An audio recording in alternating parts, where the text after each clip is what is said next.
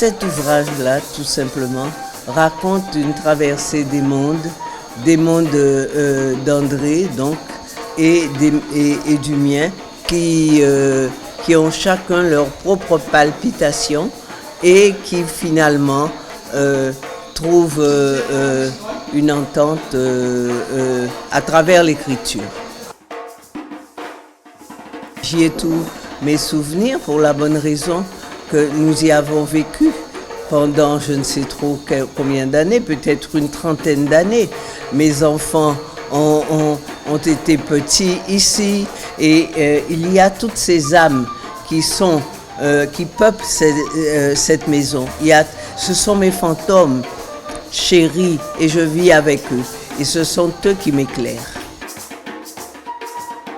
Les histoires de souffrance se répondent, sont sonores l'une à l'autre, se font écho.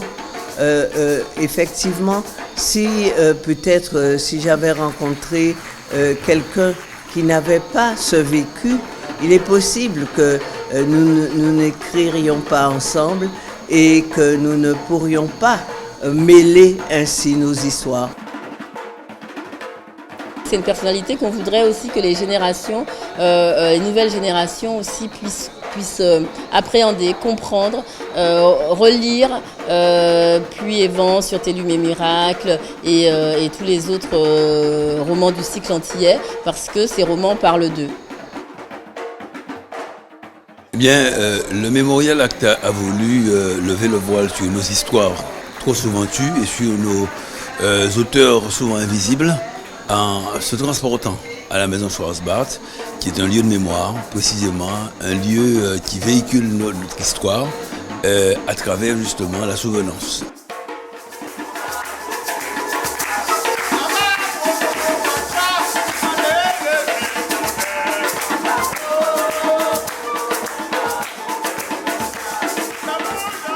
Personnellement, je pense qu'aucun peuple n'a le monopole de la douleur.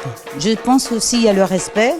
On peut avancer ensemble et ne pas répéter les mêmes erreurs. Et en fin de compte, se dire qu'est-ce qu'on pourrait créer ensemble et arrêter.